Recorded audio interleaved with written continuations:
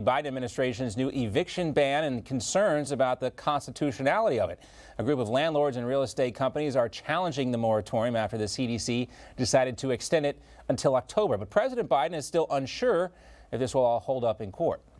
Whether that option will pass constitutional measure with this administration, I can't tell you. I don't know. There are a few scholars who say it will, and others who say it's not likely to. Well, what matters more, scholars or what the Supreme Court says? Let's welcome in now former Attorney General Matthew Whitaker. He's also a Newsmax analyst and author of Above the Law, the inside story of how the Justice Department tried to subvert President Trump. Matt, great to have you back with us. John, good to see you again. The cavalier nature of not just the president here, but also the press secretary and others, when they're just kind of like, no big deal. The CDC is determining, how private commerce works in this country. What is your take on all this? To me, I'm still kind of surprised by the lack of outrage from Republicans. Well, remember, John, there is a court opinion that says that they cannot extend this moratorium on evictions beyond last month, beyond July 31st, without Congress taking action. So, I don't know what scholars are looking at this and suggesting that there's some question as to whether it's legal or illegal. It is clearly illegal. It is a extrajudicial move by the executive branch that is not going to hold up in court. But you know what? I mean, this is the thing. They are completely political. And in their calculation, right, they're obviously siding on the side of renters instead of landlords. Really both sides of the equation are getting hurt. Right, and two things can be true at the same time, right? We can acknowledge the fact that because of the difficult conditions, because of the lockdowns that have been instituted in a lot of these Democrat-run states, there needs to be some kind of government intervention here, whether you like it or not. It's important, but you could pay the landlords, and then the tradespeople could get paid as well. The landlords still have to pay their mortgage companies and the like. Here's the press secretary. She seemed to brush off the ideas about the concerns about constitutionality of this. I think what's important to note here is that the president would not have moved forward with a step where he didn't feel comfortable and confident in the legal justification. It is also a reality that there are legal steps that have been taken by the Supreme Court in the last few months. And we have spoken to that publicly. We're not going to hide from that. But he asked the CDC and his legal experts to look at what is possible. You can almost hear the countdown clock ticking right now until they start telling you, see, this is why, we got to get rid of, we got to do this stuff through reconciliation, things like that, and why we got to pack the courts, because we have they're saying right now the court is too conservative and they can't get what they want. Even though they know it's illegal, they don't care. They don't care. And, the fact that the White House is giving us just false information that everybody knows on its face is false undermines really the entire Biden administration. You have the most unpopular vice president sitting in office right now in Kamala Harris. Biden's approval ratings are plummeting, and they're kowtowing to the far left fringe, the squad and the new members of the squad. They're bowing down to their demands that they can't get done in Congress with votes of congressmen and senators. It's really this is.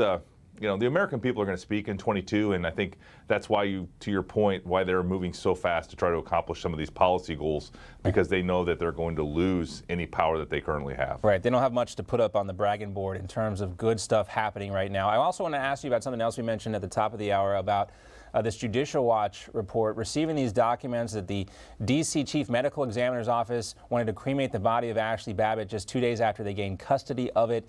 There have been accusations that the FBI may have coerced some of these people into doing what happened on 1/6. I haven't talked to you in a while, and how do you think all this is playing out? Because the more Congress seems to talk about it, the more we learn about it. The country only seems to get more divided over the issue. Yeah, and what they're doing with the commission in the House, obviously, is only inflaming the partisan, battle. It's a shame that that Ashley Babbitt had to lose her life, and we don't know anything about the facts and circumstances of that. And it's also a shame that anyone resorted to political violence, because that is not the way that our country operates. But at the same time, I think we should not be afraid of the truth. We should not be afraid of exposing the entirety of what happened on that day, and to make sure that it never happens again. Again, John, as we've mentioned before, our goal is a more perfect union. We're never going to be a perfect union, but it's a more perfect union where every citizen feels that their voice is heard and that their vote is counted. And we need to make sure that we don't have these bitter partisan battles where retribution is taken out depending on who has power.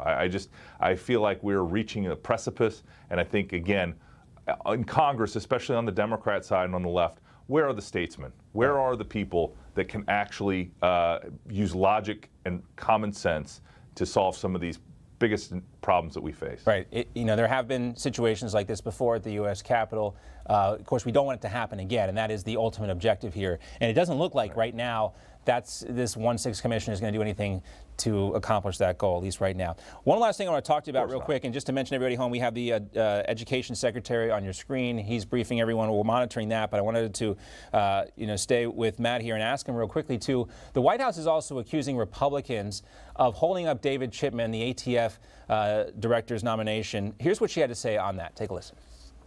We are disappointed by the fact that many Republicans are moving in lockstep to try to hold up his nomination and handcuff the chief federal law enforcement agency tasked with fighting gun crimes. It speaks volumes to their complete refusal to tackle the spiking crime we've seen over the last 18 months. So Psaki there blaming Republicans for the rise of violent crime we've seen across the country because they don't like Chipman, who by all accounts, if you're not a Democrat, is a terrible nominee for this position.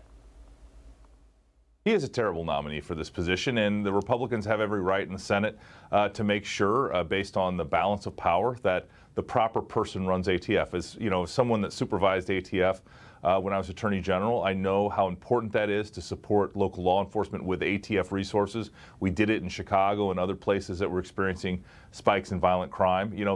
The hypocrisy of her claiming that somehow this is a one-way street. Democrats have held up for way too long our Republican ATF nominees, and I can't even remember the last confirmed ATF nominee. You'd have to go back, I think, to the Bush administration, or maybe before that, before you could get one, because this is something that has always been a political football. It's a shame.